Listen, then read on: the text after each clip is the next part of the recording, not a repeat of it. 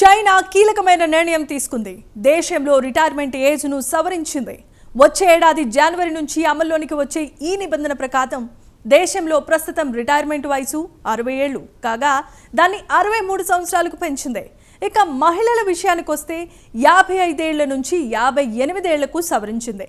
మరి Xi Jinping సర్కార్ అకస్మాత్తుగా రిటైర్మెంట్ ఏజ్ను పెంచడానికి గల కారణాలేంటో ఈ స్పెషల్ స్టోరీలో చూసేద్దాం.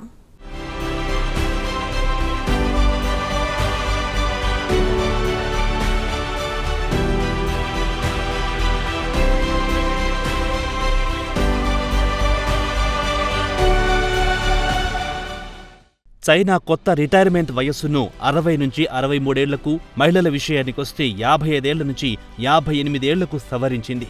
కొత్త నిబంధనలు వచ్చే ఏడాది జనవరి నుంచి అమల్లోకొస్తాయి. దీనికి ప్రధాన కారణం దశాబ్దాల క్రితం నాటి చట్టాలను అటకెక్కించడంతో పాటు దేశ ఆర్థిక వ్యవస్థ క్రమంగా క్షీణించడం. దేశంలో పనిచేసే వారి సంఖ్య గణనీయంగా తగ్గిపోవడంతో రిటైర్మెంట్ వయస్సు పెంచాల్సి వచ్చింది. ఇక కొత్త నిబంధనలు 15 సంవత్సరాల పాటు కొనసాగుతాయని చైనా అధికారిక న్యూస్ ఏజెన్సీ జిన్హువా శుక్రవారం తెలిపింది. ప్రస్తుతం చైనాలో రిటైర్మెంట్ వయస్సు విషయానికొస్తే ప్రపంచంలోనే అతి తక్కువ.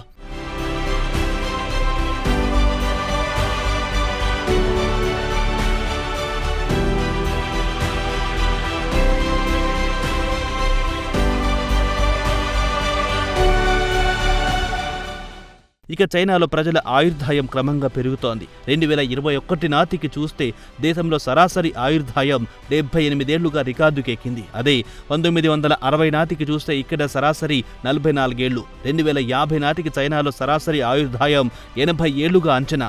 అదే సమయంలో దేశంలో వయస్సు పైబడ్డవారు పెరిగిపోవడంతో పనిచేసేవారు తగ్గిపోతున్నారు. దీంతో ప్రభుత్వం వెంటనే రిటైర్మెంట్ వయస్సును 60 ఏళ్ల నుంచి 63 ఏళ్లకు పెంచింది. అదే మహిళల విషయానికొస్తే వైట్ కాలర్ జాబ్ అంటే ఆఫీస్లో పనిచేసే మహిళల విషయానికొస్తే 55 ఏళ్ల నుంచి 58 ఏళ్లకు పెంచింది. అదే బ్లూ కాలర్ జాబ్స్ అంటే కర్మాగారాల్లో పనిచేసే కార్మికుల విషయానికొస్తే 50 నుంచి 55 ఏళ్లకు ప్రభుత్వం పెంచింది. సవరించిన రిటైర్మెంట్ ఏజీ జనవరి 1, 2025 నుంచి అమల్లోకి వస్తాయి. 15 సంవత్సరాల పాటు కొత్త నిబంధనలు కొనసాగుతాయి.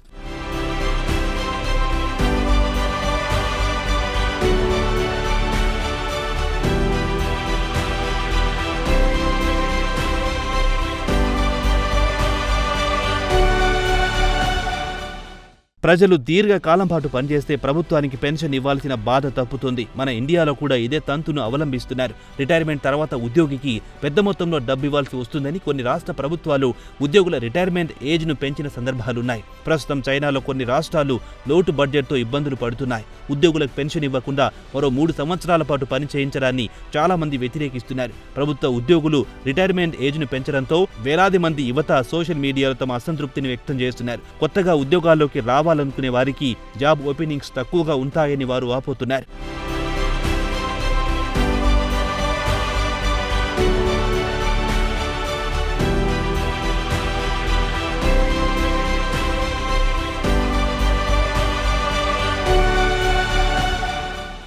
దేశంలో వయసు పైబడ్డ వారి సంఖ్య పెరిగిపోవడంతో ఉద్యోగాలు చేసేవారి సంఖ్య తగ్గుతోంది. ఈ కొరతను అధిగమించాలంటే ఉన్న ఉద్యోగుల రిటైర్మెంట్ ఏజ్ పెంచడం తప్ప వేరే గత్యంతరం లేదని చైనాకు చెందిన ఆర్థిక నిపుణులు కూడా అభిప్రాయపడుతున్నారు. దేశంలో జనాభా తగ్గిపోయి పనిచేసేవారు క్రమంగా క్షీణిస్తుంటే ప్రభుత్వం వెంటనే చర్యలు తీసుకోవాల్సిందే. లేదంటే దేశ ఆర్థిక వ్యవస్థపై తీవ్ర ప్రభావం చూపుతుందని వారు హెచ్చరిస్తున్నారు. ప్రభుత్వం తీసుకున్న ఈ నిర్ణయంతో పాటు తాత్కాలిక ప్రయోజనం కంటే దీర్ఘకాలంలో దీని ప్రయోజనం కనిపిస్తుందంటున్నారు చైనాకు చెందిన ఆర్థిక నిపుణులు. దేశంలో ముసలి వారి సంఖ్య పెరిగి పనిచేసే వారి సంఖ్య తగ్గితే దాని ప్రభావం దేశ ఆర్థిక వ్యవస్థపై తీవ్రంగా ఉంటుందని ఆర్థిక నిపుణులు ప్రభుత్వాన్ని హెచ్చరిస్తున్నారు.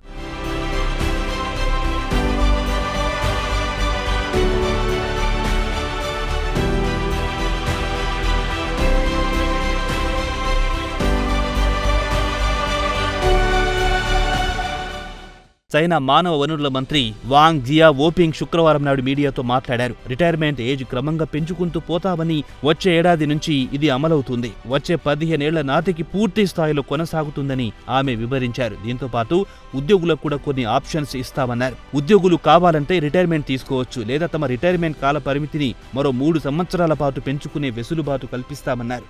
పాత రిటైర్మెంట్ ఏజ్తో దేశంలో రిటైర్ అయ్యే ఉద్యోగుల సంఖ్య పెరుగుతోంది. అదే సమయంలో పనిచేసే వారి సంఖ్య తగ్గిపోతుందని చైనా చీఫ్ ఎకనమిస్టు బ్రూస్ పెంగ్ చెప్పారు.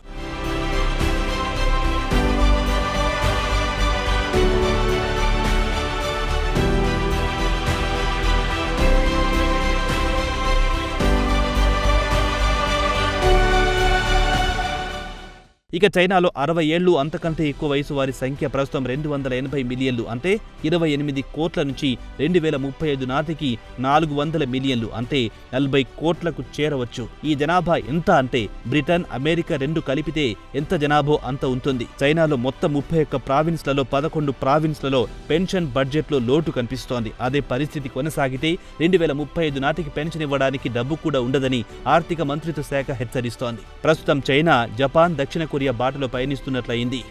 ఇక జపాన్లో అయితే 65 ఏళ్లు, కొరియాలో అయితే 63 ఏళ్ల తర్వాతనే పెన్షన్ లభిస్తుంది. ఇక చైనాలో కూడా 63 ఏళ్ల తర్వాతనే పెన్షన్ దక్కుతుంది. అప్పటి వరకు ముసలి వాళ్లు ఒళ్ళు వంచి పని చేయాల్సిందే. షీ జిన్పింగ్ ప్రభుత్వానికి ఎదురు తిరిగే ధైర్యం ఉద్యోగులకు ఉండదు కదా. Let's face the music.